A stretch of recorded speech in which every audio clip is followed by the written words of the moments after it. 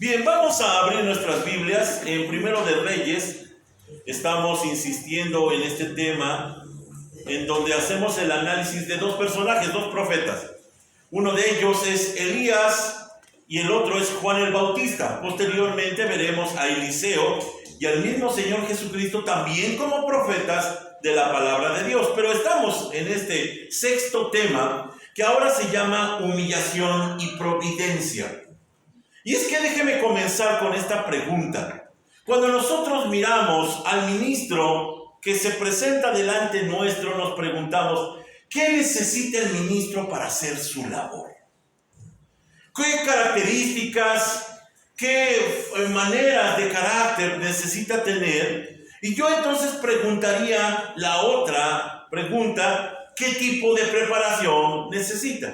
Miren, estos días está cundiendo en internet los institutos, los diplomados, los seminarios, para que entonces el ministro responsable vaya y se prepare, vaya y se capacite para tener un buen servicio de lo que espera el Señor. Sin embargo, la palabra de Dios no es que contradiga, pero tiene otros planes. Tiene otro punto de vista. Y cuando vemos la formación de Elías y de Juan el Bautista, no coincide exactamente con lo que nosotros estamos viendo en nuestros tiempos. Déjeme presentar entonces dos propuestas del Señor. Las propuestas para formar a sus siervos son humillación y providencia. Humillación y providencia. Y déjeme tomar este primer punto del versículo 3 de Primero de Reyes 17, que se llama humillación que hace humilde. Parece como que hablar de lo mismo, pero me voy a explicar cuando dice el versículo 3.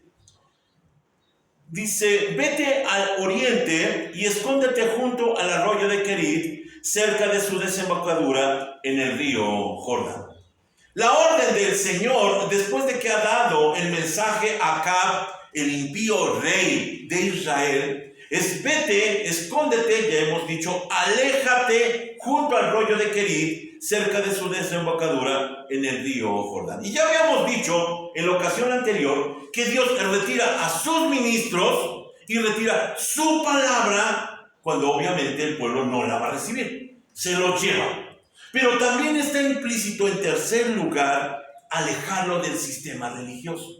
Porque tenemos que recordar que la historia en ese momento del pueblo de Israel es que está completamente alejado de Dios. Ellos se volvieron tras Baal pensando que este Dios sincretista era el mismo Yahweh o Jehová del Antiguo Testamento, y entonces ellos se corrompen y Dios protege a su siervo de la contaminación. Aquí hay una razón del ascetismo de esos profetas.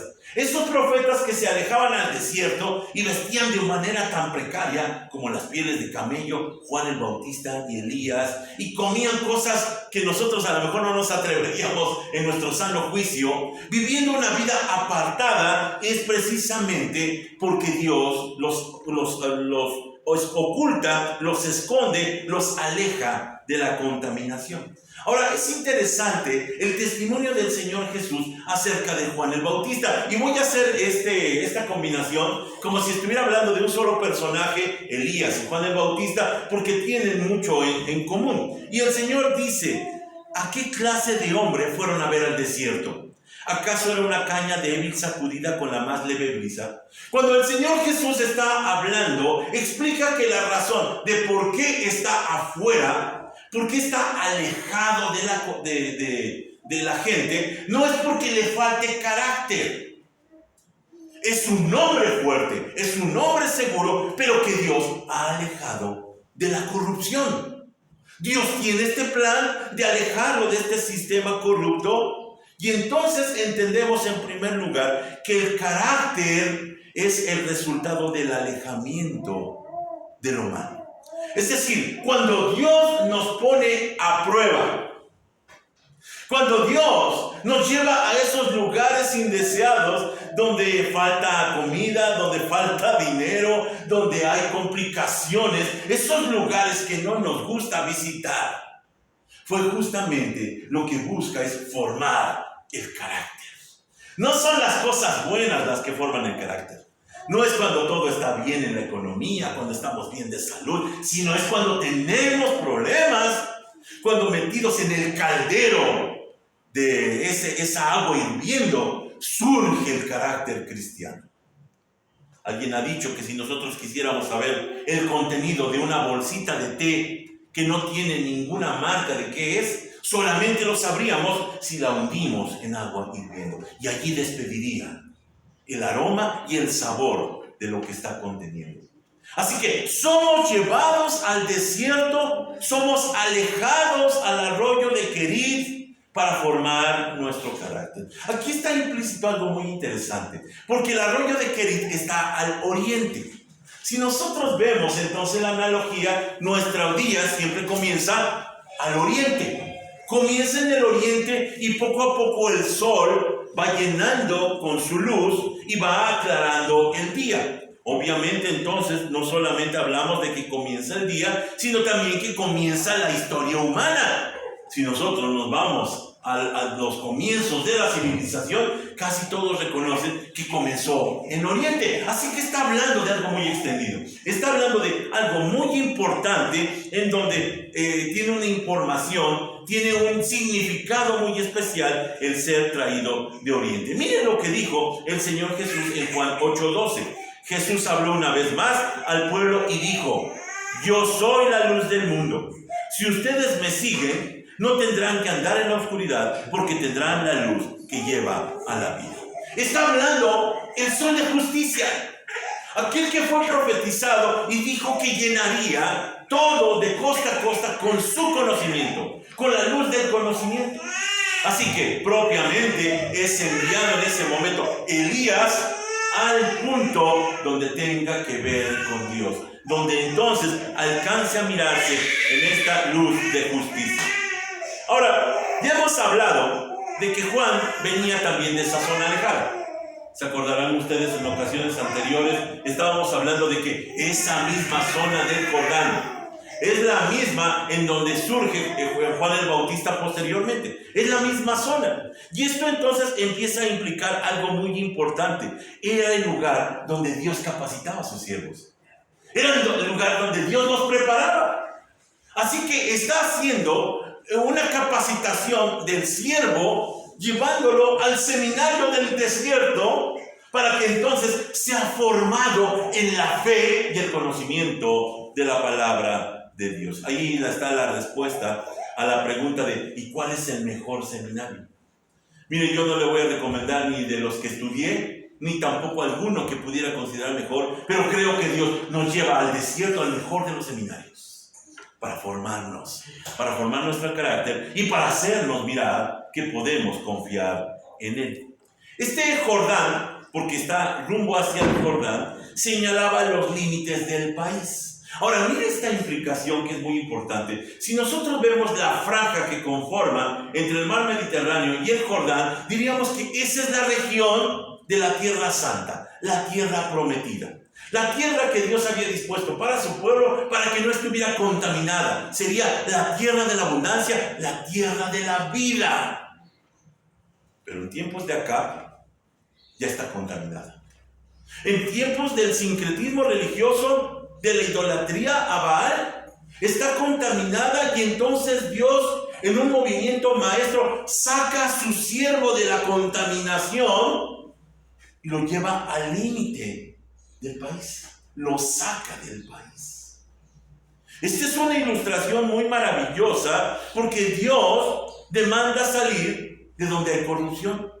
Antes Israel significaba vida, pero ahora significa muerte.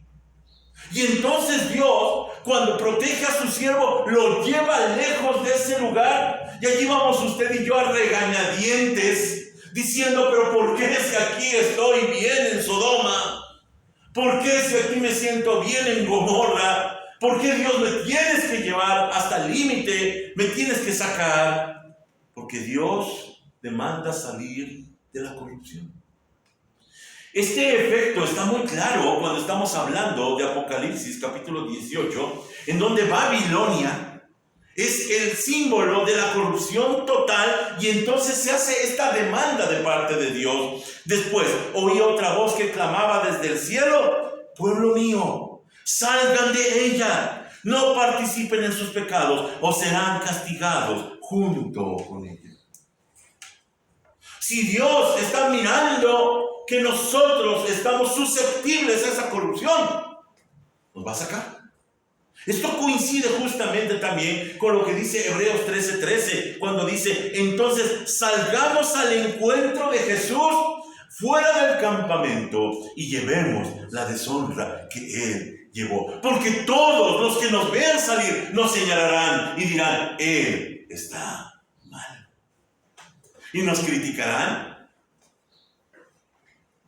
Y entonces, sin embargo, somos llevados hasta este lugar donde Dios quiere trabajar con nosotros. Nos saca fuera del campamento.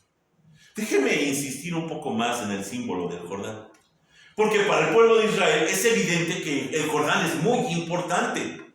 Y es tan importante que incluso en el inicio mismo de su historia con Josué, cuando van a cruzar ese río, se da la siguiente instrucción en Josué capítulo 3. A partir de hoy empezaré a convertirte en un gran líder a los ojos de todos los israelitas. Sabrán que yo estoy contigo, tal como estuve con Moisés. Y la orden es simple: dile al pueblo que cruce el Jordán. Y dice entonces el versículo 17: mientras tanto, los sacerdotes que llevaban el arca del pacto del Señor se quedaron parados en tierra seca en medio del lecho, mientras el pueblo pasaba frente a ellos. Los sacerdotes esperaron allí hasta que toda la nación de Israel terminó de cruzar el Jordán por tierra seca. Dios está formando a su líder, y lo que hace es que lo miren tal como veían a Moisés, que los hizo cruzar el mar. Cuando se detienen las aguas en un montón por causa del arca que está en el lecho, Dios empieza a manifestar: estoy con este hombre. Está formando a sus líderes. Así que cuando Dios está llevando a Elías y a Juan el Bautista a ese lugar, es el lugar de preparación y de capacitación. Es el lugar en donde los verdaderos líderes comienzan a trabajar. Ahora, muy lejos del literalismo, de decir, bueno, y entonces tenemos que ir hasta esa región, cruzar el mar y llegar hasta Israel, junto al Jordán, porque allí Dios nos va a preparar. No estamos hablando de eso. Estamos hablando cuando Dios nos saca del lugar de comodidad, nos saca del lugar seguro, nos saca de donde ya hemos echado raíces, nos saca en donde nos sentimos sanos y fuertes, poderosos económicamente, físicamente. Nos saca de ese lugar y nos lleva al lugar de la enfermedad, de la crisis, el lugar que no quisiéramos visitar, del hospital, de los problemas. Allí es la formación del Señor. Está formando líderes, está levantando siervos para su servicio. Los lleva hasta más allá de los límites de la comarca de ese lugar. Y es que Dios está anticipando algo que nosotros no alcanzamos a ver. Y aquí vamos a encontrar por qué Dios insiste en esta mecánica. ¿Por qué insiste en esta metodología? Porque Dios está mirando el peligro del ministro. ¿Cuál es el peligro del ministro? El éxito. Cuando nosotros logramos, cuando nosotros miramos aquello que sembramos y tiene fruto y tiene éxito, eso nos llena de orgullo y de soberbia. Miren lo que dijo Charles Spurgeon, hablando precisamente de esto. Los cristianos no corren peligro cuando son perseguidos, sino cuando son admirados. Cuando de pronto empezamos a sentir, mira qué bueno que estuve yo aquí. Si no, entonces, ¿qué hubiera hecho esta pobre gente? Qué bueno que me tienen a mí. Si no, ¿quién les explicaría la palabra de Dios? Es peligroso, sin duda alguna. Y entonces Dios los aparta, se los lleva, para que entonces no caigan en esta vanagloria. Ahora, cuando hablamos de Elías, Dios había destinado, según el capítulo 17, rumbo al capítulo 18, una gran victoria. ¿Se acuerdan? Lo vamos a ver en su momento. Él enfrenta a los 400 profetas de Baal y los derrota de forma aplastante y logra algo muy especial. Logra que el pueblo se vuelva a Dios. Oiga, eso a cualquier ministro vuelve loco. Eso de pronto dice uno, mírame, mira lo que estoy haciendo. ¡Cuánta gloria para nosotros! Sin embargo, Dios tiene que cuidar el asunto de la soberbia. Que ese éxito desmesurado no pueda ser corruptor de su siervo. Juan había comprendido eso. Juan había sido apartado, igual que Elías, había sido llevado a la nada, a lo inhóspito, al desierto. Y él pudo decir, casi es su frase central por la cual es conocido Juan el Bautista. Juan 3:30 dice, hablando de Cristo, Él debe tener cada vez más importancia y yo menos. Él debe crecer mientras que yo menguo. Así debe de ser. Cuando estamos hablando de ministros y siervos del Señor, el peligro más grande que estamos enfrentando es el éxito. Ver que las cosas nos están saliendo bien y Dios nos aparta. Porque el peligro es ocupar un lugar que no es el nuestro. Solamente de Dios es la gloria. Y entonces Dios exige disciplina. Va Elías, se presenta frente acá, anuncia que va a haber sequía. ¿Y sabe qué es lo que hace Dios? Se lo lleva al desierto durante 3 años en soledad. 3 años en soledad. Disciplina.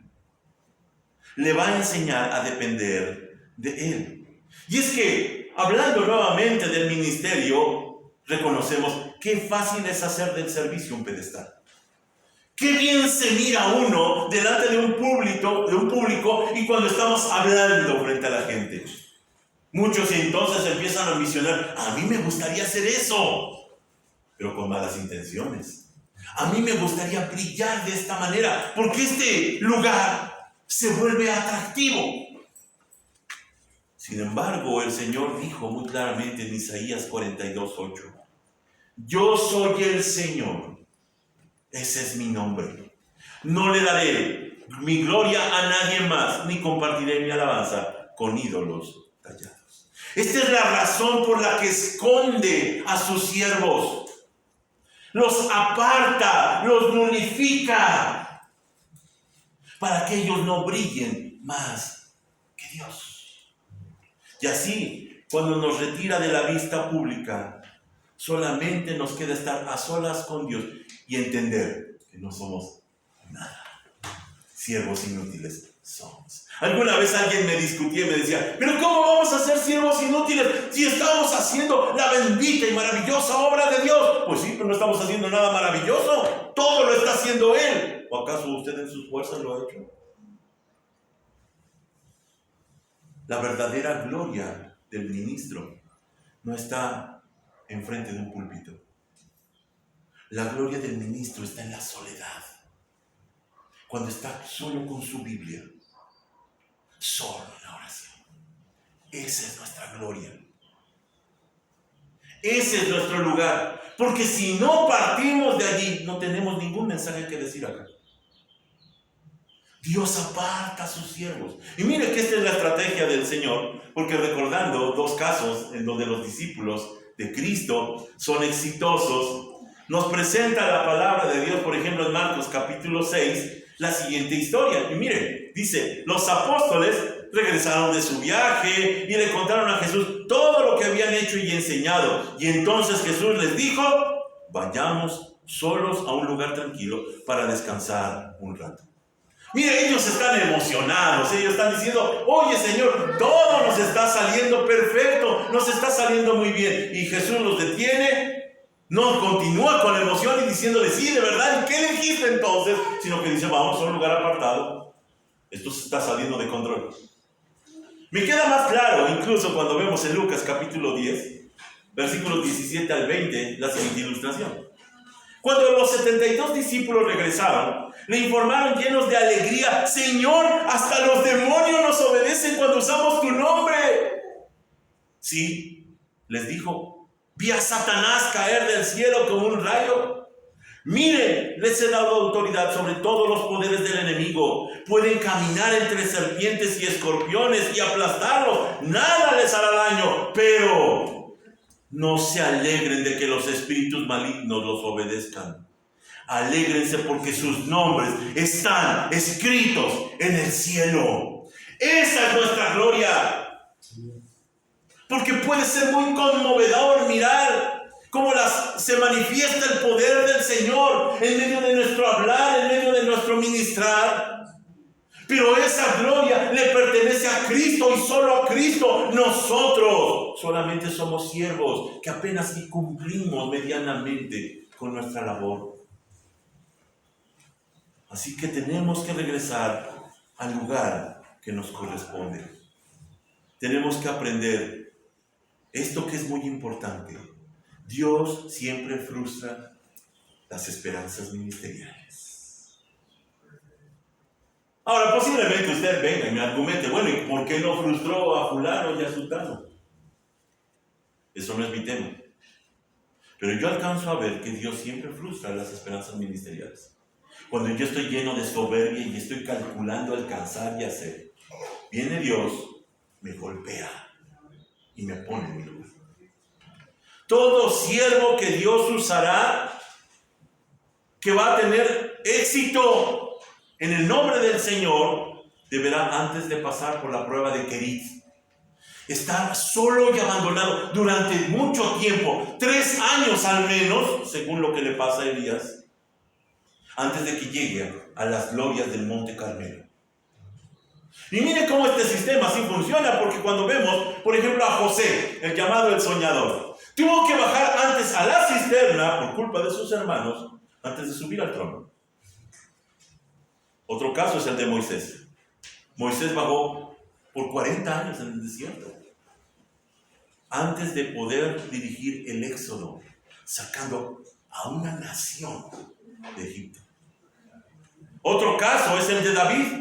David, que fue olvidado, ignorado, abandonado en el campo, y que tuvo que estar allí antes de enfrentar al gigante Goliat y ser el rey de Israel. Otro caso es el de Juan el Bautista, que estamos hablando, que también está allá en medio de la nada, del desierto. Antes de que pueda ministrar, tiene que pasar tiempo con Dios o Cristo mismo. Hasta antes de su ministerio, nadie sabía nada de él. Está siendo formado por el Señor. El apóstol Pablo se pierde en la historia durante más de 14 años en un lugar de Arabia que nadie conoce, porque Dios lo está formando antes de venir y presentar el bendito evangelio de Cristo y cambiar con él el mundo hasta nuestros días. Antes Dios nos manda hasta el desierto, nos manda a la deshonra, nos manda a la estabilidad, distinto a la estabilidad. Esto que podríamos llamar una reclusión inactiva es el medio divino para perfeccionar a sus siervos. Ahora la pregunta nuevamente es: ¿quieres ser ministro? Dice la palabra de Dios que fue llevado a un arroyo. Y es muy importante el dato, porque es un arroyo, no es el Jordán. Es un arroyo, y si estamos hablando de tiempos de sequía, obviamente ese arroyo tiene la posibilidad de secarse. Esto habla que va a depender de Dios, no del arroyo. Pero esta figura del arroyo es muy importante porque nos demuestra que Dios raramente pone a sus siervos en la abundancia o el lujo. Porque este mundo, las cosas de este mundo, nos desvían a apreciarlas demasiado. Hay una gran lucha con respecto a la vida que el ministro debe tener. Si debe tener lo justo, no debe tener lo justo. Pero Dios no pone a sus siervos siempre en la abundancia. Por eso el Señor había dicho en Mateo 19:33, les digo, La verdad, es muy difícil que una persona rica entre en el reino del cielo. Así que para enseñarle a su ministro a no descansar en las bendiciones, Dios los lleva a confiar en el dador de las bendiciones. Para que no pasara lo que sucedió en Deuteronomio capítulo 32, versículo 15. Mire esta historia. Pero Israel pronto engordó y se volvió rebelde. El pueblo aumentó de peso, se puso gordo y relleno. Entonces abandonó a Dios, quien lo había creado. Se burló de la roca de su salvación. Mira esta frase que me gustó y taladró mi corazón en estos días. Dios no ama demasiado a los suyos como para dejarlos jugar con los cuchillos que pudieran poner en peligro su vida. Dios no le va a dar nada que lo pueda desviar o lo pueda corromper. Usted que se pasa los días junto conmigo orando y pidiendo al Señor por esa bendición, no nos las va a dar si pone en peligro nuestras vidas, si pone en peligro nuestra fe. Y el Señor se refiere a Juan el Bautista otra vez con estas palabras. ¿O esperaban ver a un hombre vestido con ropa costosa? No. La gente que usa ropa costosa vive en los palacios. El siervo depende de Dios. Ahora con esto vamos al segundo punto. Providencia que provee. Ya hablamos de humillación que humilla. Providencia que provee. Y me baso en el versículo 4 que dice de la historia de Elías: bebe del arroyo y come lo que te den los cuervos, porque yo les he ordenado que te lleven comida. Ahora mire la comparación que hacemos con Juan el Bautista en Marcos 1:6. Se alimentaba con langostas y miel silvestre. Mire qué dieta tan espléndida. Alimentado por los cuervos, con agua del arroyo, con langostas y miel silvestre. ¿Quién dice yo? Aquí surge una pregunta. ¿Cómo ha de subsistir el siervo de Dios? ¿Cómo ha de subsistir el profeta? ¿De dónde vendrá su alimento? Y entonces respondo con otra pregunta. ¿Estoy en el lugar donde he sido asignado? Porque si estoy en el lugar que Dios ha dispuesto para mí, entonces Dios suplirá mis necesidades. En el seminario siempre decíamos, si Dios te invitó, Dios paga. Pero si no estás en ese lugar, entonces todo se puede complicar.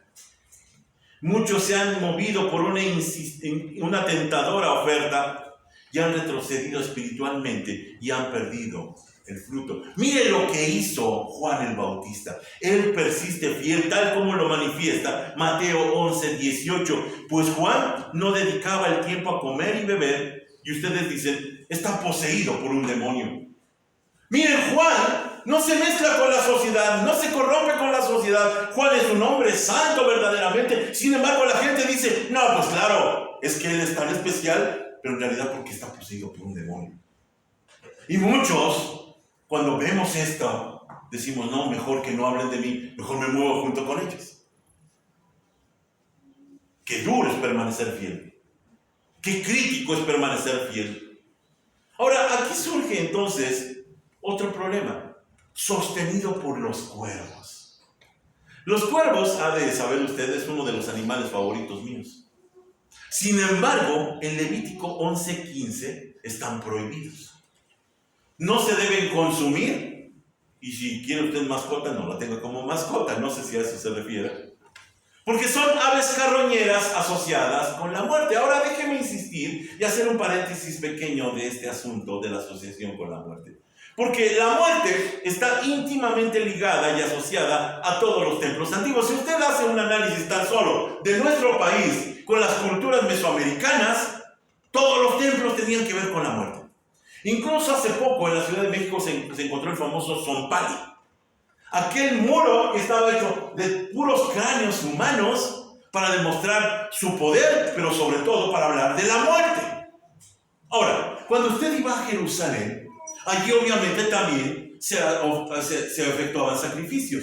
El problema sería entonces cómo lograr que la gente, en lugar de que piense en la muerte, como todas las demás religiones, piensen en la vida. Y entonces se hace una estrategia. La estrategia, en primer lugar, es llenar el lugar del aroma del incienso para que no huela la sangre. Los animales que llegaban no olían la sangre y no se inquietaban. Pero también en ese momento estaban prescritos y prohibidos todos los símbolos de la muerte. Por ejemplo, las enfermedades de sangre, la lepra, todos los símbolos de muerte no podían entrar al templo. Junto con ello también los animales carroñeros, algunas actividades sociales que eran comunes en otros lugares como el incesto, la fornicación, el adulterio, la sodomía, la homosexualidad, no tenían que entrar porque todo esto estaba asociado con la muerte. Y el templo de Dios, cuando llegara allí el creyente, tenía que mirar la vida. Allí voy a encontrar la vida por medio de un sacrificio. Todos los símbolos de muerte tenían que quedar fuera. Así que no era una chocancia, era una analogía. Con esto también digo que esta es la razón por la cual no apoyo el Halloween. Solamente esa es mi razón. Porque está asociada con la muerte.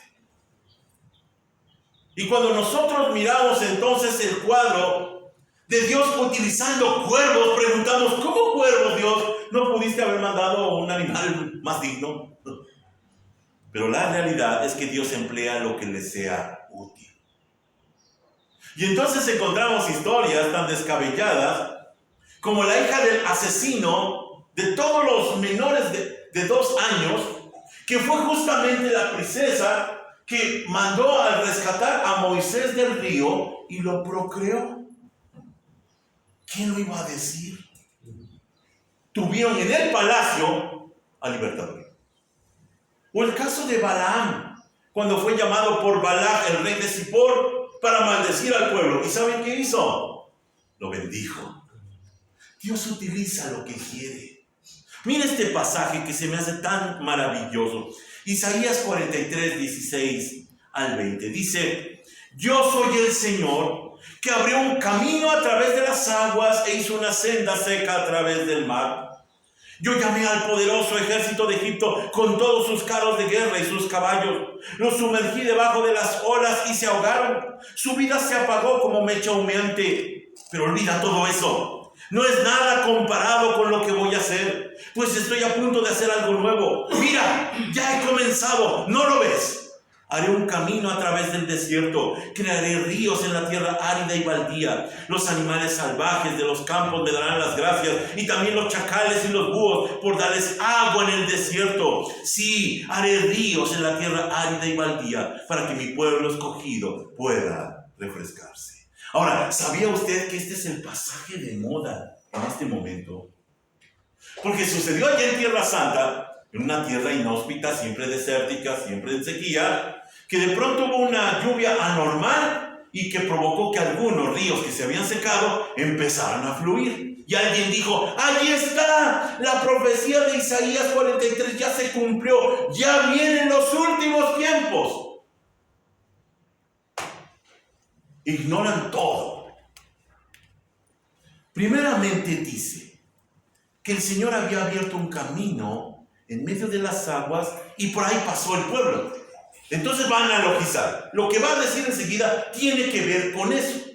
Porque cuando dice, haré un camino a través del desierto, crearé ríos en la tierra árida y baldía, no está hablando de una literalidad de un río que corra, sino que está hablando que a pesar de la aridez del pueblo rebelde de Israel, que se ha convertido en una tierra de muerte, una tierra infértil, en un desierto, Dios abriría en medio de ese pueblo un río que fluyera y que diera aguas vivas, en donde creciera a sus lados la iglesia bendita de Jesucristo. Estaba hablando del nuevo pacto, estaba hablando de la llegada del nuevo pueblo de Dios. Dios utiliza incluso un pueblo tan terrible como Israel para bendecir a la humanidad. Dios puede utilizar lo que quiera. Ahora déjeme terminar, un poquito antes de terminar, señalar 2 maneras de proveer, porque allí están implícitas. En primer lugar, hay una provisión natural, pero también hay una provisión sobrenatural. La provisión natural podríamos denominarla el arroyo o el trabajo. Hay una gran lucha si el pastor o el ministro debe de ser bivocacional, porque no puede servir a dos señores. ¿Qué pregunta? Y entonces, ¿cómo entendería los pormenores de la gente? ¿Cómo podría saber las crisis y las luchas que tiene si no está padeciendo la misma situación? El trabajo. Dios no dice la palabra de Dios que solamente sobrenaturalmente sería sustentado su ministro, sino que también de maneras naturales. Pero por el otro lado, por supuesto, está lo sobrenatural, que son los cuerpos. Ahora, déjeme llevarlo a una palabra: providencia. Yo no sé si usted se acuerde, cuando menos los mayores de 50 años, o cerca de los 50 años, que hace algunos años, en toda buena ciudad respetable, siempre existía una tienda que se llamara La Divina Providencia o La Providencia. Dice el hermano Aarón que no, es que él es más joven. La Divina Providencia. Porque tenían muy claro que ese negocio dependía de Dios. Incluso en Estados Unidos hay una ciudad que se llama Providence. Y uno pensaría, bueno, ¿y qué de importante tiene? Yo encontré cuando menos 3 nociones de lo que es la providencia según el pensamiento humano. En primer lugar, el judaísmo. En el judaísmo, la providencia divina se conoce como Hashgoshá Pratis. Hashgoshá Pratis es providencia divina, y se decía que se refería a que Dios guía la vida de las personas. Mire qué hermoso. Paso a paso somos guiados según su presencia, según su provisión, a cumplir su voluntad. En segundo lugar, en el Islam, un pariente cercano del judaísmo, la providencia divina se refiere a que Dios controla todo lo que sucede en la creación. No tengo nada que argumentar en contra, es verdad. Dios controla todo lo que sucede en esta creación. Pero la interesante es la tercera. En el cristianismo, la providencia divina es la intervención de Dios para permitir que los humanos se salven. Ya no tiene que ver exclusivamente con los asuntos de supervivencia física, sino con los asuntos de supervivencia espiritual. Es la intervención de Dios para permitir que los humanos se salven. Así que cuando estamos viendo la figura del cuervo que le trae el pan puntualmente a Elías, podemos entonces decir que la providencia es el seguro de vida del creyente. El seguro de vida del creyente. Dios está probando la fe del siervo, dependiendo. Ahora déjeme concluir entonces, antes de seguirme alargando, con una contradicción. Porque posiblemente muchos, cuando encontremos este tema, cuando veamos este tema, digamos, bueno, si eres candidato, si eres aspirante a ministro, pues entonces ahí tienes una posible respuesta. Pero déjeme decirle que al momento cuando se está anunciando el nuevo pacto, todas las cosas cambian. Y hoy estamos en el nuevo pacto. En Jeremías 31, dice en el versículo 34, pues todos ya me conocerán, desde el más pequeño hasta el más grande. Y me pregunto, ¿y entonces para qué quiero un ministro? ¿Y entonces para qué quiero un siervo de esos? Una de dos: o el ministro ya no existe o no debe existir, o todos somos ministros. Así que este tema tiene que ver con todos. Todos somos ministros del Señor. Usted tal vez estaba pensando, bueno, está bien, si es para Él. Es para todos. Todos pasamos por este proceso. Todos somos llamados, porque todos fuimos llamados fuera. ¿Sabe cómo se dice llamados fuera en griego? Eclesia. Iglesia.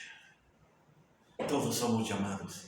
Todos somos ministros. Todos somos ungidos.